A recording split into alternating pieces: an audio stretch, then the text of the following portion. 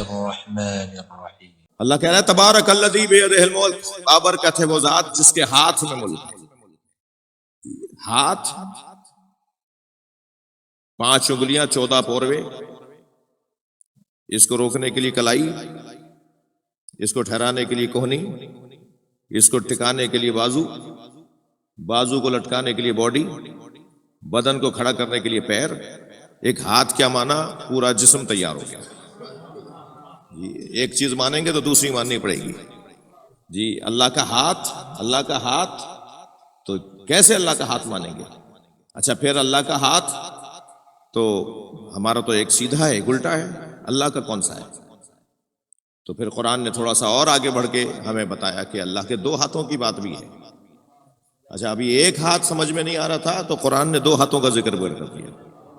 یا ابلیس ما منعک ان تسجد لما خلقت بیدی، اے ابلیس اسے سجدہ کرنے سے تجھے کس نے روکا تھا جسے میں نے اپنے دونوں ہاتھوں سے بنایا ہے۔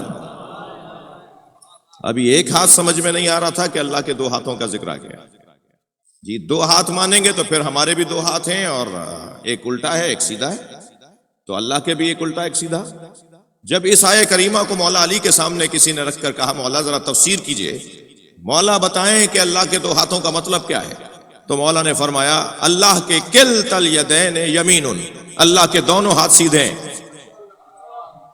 اللہ اپنی مکمل قدرت کا جب مظاہرہ کرتا ہے تو اپنے ہاتھ کی بات کرتا ہے۔ ہم بھی کہتے ہیں نا بیٹا ایک ہاتھ سے نہیں اٹھا، دونوں ہاتھوں سے اٹھاؤ۔ جب مکمل قدرت کا مظاہرہ ہوگا، اظہار ہوگا، ظاہر کیے جائے گی اپنی بدن کی طاقت، تو دونوں ہاتھوں سے کام کیا جائے گا۔ اب ذرا ایک حسین ہدیہ آپ کو کر رہا ہوں۔ حشام کہتے ہیں کہ میں نے دیکھا امام موسیٰ کاظم علیہ السلام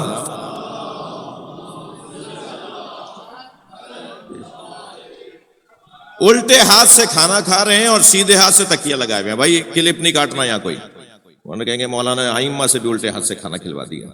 یہ لوگ مولوی حضرات تو ویسے ہی مقصر ہیں، تو وہ تو روایت سنیں گے تو بھی اس کے اختتام پہ لطف آئے گا جی۔ امام الٹے ہاتھ سے کھانا کھا رہے ہیں، سیدھے ہاتھ سے تکیہ لگائے ہوئے ہیں۔ حشام کو یہ منظر سمجھ میں نہیں آیا، جیسے ہمیں بھی اب تک نہیں سمجھ میں آ رہا۔ تو حشام کو جانا کہیں اور تھا، انہوں نے رخ اختیار کیا امام صادق کے گھر کی طرف۔ جیسے ہی امام کی گلی میں گئے تو سامنے سے ابو بصیر آتے نظر آئے۔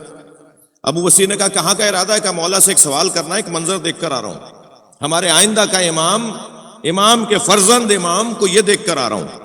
حشام سے ابو بصیر نے کہا کیا دیکھا ہے؟ کہا میں نے یہ دیکھا کہ وہ الٹے ہاتھ سے کھانا کھا رہے ہیں، سیدھے ہاتھ سے تکیہ لگائے ہوئے ہیں۔ تو ابو بصیر نے بے ساختہ کہا اس میں پریشانی کی کیا بات ہے؟ امام کے دونوں ہاتھ سیدھے ہوتے ہیں۔ آیت اللہ جوادی عاملی اس آیت کی تفسیر میں جب اس روایت کو لکھتے ہیں نا تفسیر تسنیم میں، تو آیت اللہ جوادی عاملی فرماتے ہیں کہ ائمہ کے دونوں ہاتھ سیدھے ہوتے ہیں اور اہل بیت کے دشمنوں کے دونوں ہاتھ الٹے ہوتے ہیں۔ صلوات پڑھ لیں ذرا محمد و آل محمد۔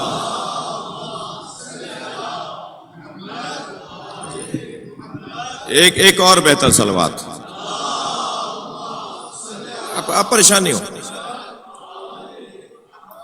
اس سے بہتر اور بلند صلوات۔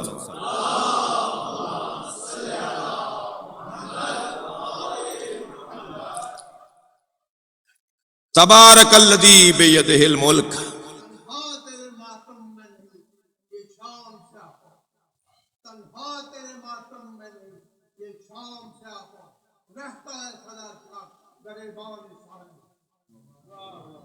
تبارک الذی بیدہ الملک۔ صلوات پڑھیں ذرا محمد و آل محمد۔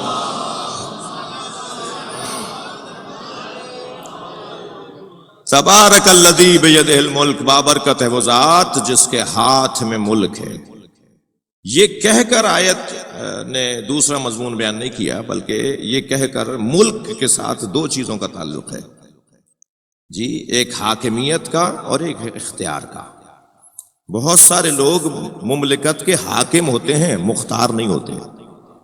جو حاکم ہو اور مختار نہ ہو وہ کیسا حاکم ہے؟ وہ کیوں کر حاکم ہے؟ وہ کیوں حاکم کہلائے؟ اس لیے کہ وہ حاکم ہے مگر اس کے ہاتھ میں کچھ نہیں ہے جی۔ میں زیادہ اس کے تفصیل میں نہیں جاؤں گا کیونکہ سیاسی باتیں شروع ہو جائیں گی پھر، لیکن اتنا ضرور ہے کہ وہ حاکم ہی حاکم کیا ہے کہ جس کے ہاتھ میں اختیار نہ ہو۔ تو قرآن نے فوراً اللہ کی حاکمیت اور مالکیت کا اور ملک کا تذکرہ کرتے ہوئے وَهُوَ عَلَى كُلِّ شَيْءٍ قدیر کہہ کر بتا دیا کہ وہ حاکم بھی ہے اور مختار بھی ہے. وہ حاکم بھی ہے اور اس کے پاس قدرت و توانائی بھی ہے. وہ مملکت بھی رکھتا ہے اور اختیارات بھی رکھتا ہے. ہر شے پر وہ قدرت رکھتا ہے. عزیزان گرامی، اللہ کی مالکیت اور غیر خدا کی مالکیت بہت مختلف ہے. ہماری مالکیت اعتباری ہے، ہماری مالکیت فرضی ہے، قراردادی ہے، تصوراتی ہے. ہم نے سوچ لیا ہے کہ ہم ان کپڑوں کے مالک ہیں، ہم نے طے کر لیا ہے کہ گاڑی ہماری ہے، یہ گھر ہمارا ہے، یہ ہم نے سوچ لیا. بہت ساری چیزیں سوچ سکتے تھے، ایک یہ بھی سوچ لیا. ہمارے سوچ لینے سے اور ہمارے طے کر لینے سے وہ چیز ہماری اگر ہوتی تو کم سے کم ہماری بات تو مانتی. یہ کیسی مملکت ہے، یہ کیسی مملوک ہے، یہ کیسا ماتحت ہے جو اپنے مالک کی بات ہی نہیں مانتی. ہم اپنے کپڑوں کو جتنا کہتے رہیں کہ یہ چھوٹا ہو جائے، یہ بڑا ہو جائے، یہ مثال کے طور پہ کپڑا جو ہے وہ پانی میں تبدیل ہو جائے، مثال کے طور پہ ہمارا جوتا جو ہے وہ چپل بن جائے، ہماری بات ہی نہیں مانتی. ہمارا گھر ہماری بات نہیں مانتا، ہماری گاڑی ہماری بات نہیں مانتی. تو یہ مالک تو ہیں مگر مختار نہیں ہے.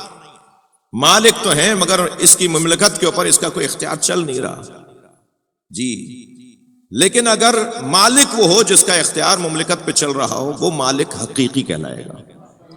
یعنی ہم تصوراتی مالک ہیں، قراردادی مالک ہیں، اور جس کی بات مانے اس کی ملکیت، وہ حقیقی مالک ہے اور واقعی مالک ہے. اللہ مالک حقیقی ہے، ہم مالک قراردادی اور فرضی ہیں، تصوراتی ہیں. اگر اللہ کے بارے میں یہ بات روشن ہو کہ اللہ مالک حقیقی ہے، تو جو مملکت میں چیزیں ہوں گی وہ سب اس کی بات کو مانیں گی. لہذا اسی کے کہنے پہ سورج وہاں سے نکلے گا اور وہاں ڈوبے گا. اسی کے کہنے پر بچوں کی دنیا میں آمد ہوگی اور لوگوں کی زندگیاں طویل ہوں گی یا لوگ جلدی چلے جائیں گے. وہ جیسا چاہے گا زمین اور زمان کے اندر وہ کرے گا، اس لیے کہ وہ مالک ہے.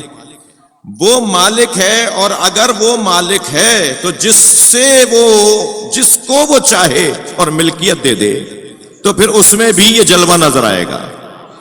یعنی مالک حقیقی اللہ ہے، اور اللہ کسی کو مالک بنا دے تو پھر یہ جلوہ اس میں بھی نظر آئے گا. مالک حقیقی اللہ ہے، تؤتی الملک من تشاء، جسے وہ چاہے ملک عطا کر دے. تو جسے وہ ملک عطا کرتا ہے پھر وہ بھی سورج پلٹا کے دکھاتا ہے، وہ بھی چاند کے 2 ٹکڑے کر کے دکھاتا ہے، وہ بھی مردے کو زندہ کر کے دکھاتا ہے، وہ بھی مرنے والے کو شفا دے سکتا ہے. اس لیے کہ مالک حقیقی نے اسے اختیار عطا کیا ہے. وہ صاحب اختیار گھرانہ جس کو اللہ نے اختیار عطا کیا ہو. حضرت ابو ذر غفاری خانہ کعبہ کا طواف کر رہے تھے. حشام گورنر مکہ، اسے علم ہوا کہ صحابی رسول بھی مطاف میں ہیں، تو خود کو قریب لے گیا اور کہنے لگا، حضور کوئی مجھ سے کام، مجھ سے غرض، مجھ سے کچھ کہنا ہو تو کہیے، میں حاکم ہوں. حضرت ابو ذر غفاری نے خانہ کعبہ کو دیکھا اور پھر اسے دیکھ کے کہا کہ میں اس وقت اللہ سے بات کرنے میں مصروف ہوں. ہاں، ابو ذری مزاج اگر کسی میں آ جائے نا تو پھر 1400 سال کے بعد بھی ممبر سے اس کو سلام بھیجا جائے گا. ابو ذر رضوان اللہ تعالی علیہ نے جواب دیا، کہنے لگا میں اللہ کی خاطر آپ سے بات کر رہا ہوں، اللہ کی خاطر آپ سے بات کر رہا ہوں. اچھا، ایسے لوگ ذرا بولنے کے ماہر ہوتے ہیں. تو حضرت ابو ذر نے فرمایا کہ تم آخرت میں کچھ دے سکتے ہو؟ تو کہنے لگا نہیں آخرت میں کچھ نہیں دے سکتا، یہی دے سکتا ہوں. تو ابو ذر نے فرمایا کہ دنیا میں نے چھوڑ دی ہے، آخرت تم دے نہیں سکتے، تو میں تم سے کیوں مانگوں؟ اچھا، کم سے کم حضرت ابو ذر غفاری نے یہ فیصلہ تو کر دیا کہ جو آخرت میں دے سکتا ہو اس سے دنیا میں مانگا جا سکتا ہے.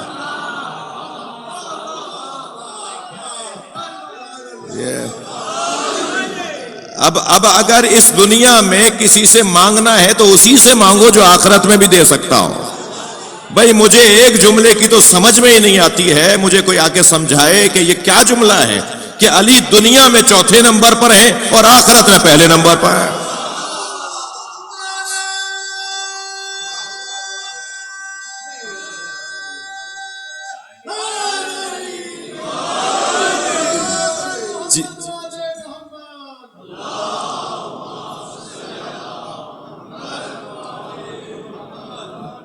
جس علی کے بچے جنت کا اختیار رکھتے ہوں، جس علی کی زوجہ خاتون محشر ہو، جو مولا علی محشر میں جب امت کو لے کے جنت کی طرف نبی جا رہے ہوں گے تو نبی فرماتے ہیں انا علی اثرہ، میں علی کے پیچھے چلوں گا۔ تو ایک صحابی محترم کی آواز آئی، یا رسول اللہ آپ علی سے افضل ہیں، علی آپ کے آگے کیسے چلیں گے اور آپ علی کے پیچھے کیسے چلیں گے؟ فرمایا تم نے مجھ سے نہیں سنا، علی یون صاحب لوائی، علی میرا پرچم دار ہے، اور پرچم دار ہمیشہ آگے چلتا ہے، لشکر پیچھے چلتا ہے۔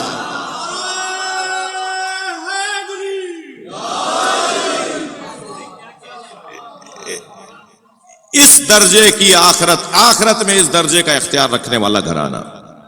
اور ابھی تو یہ میرا مضمون نہیں ہے کہ آخرت میں ان کا مقام کیا ہے اور محشر میں ان کی آمد کیسے ہوگی، میں تو مولا کائنات کی بات، سیدہ اور حسنین علیہ السلام کی بات کر رہا ہوں۔ یہاں تو حضرت ابو طالب کی جو شان ہے وہ محشر میں جو بیان ہوئی ہے اس کا ہی کسی اور کے ساتھ مقایسہ نہیں ہے۔ تو اتنا ہے کہ ہاتھ میں اللہ کے اختیارات ہیں۔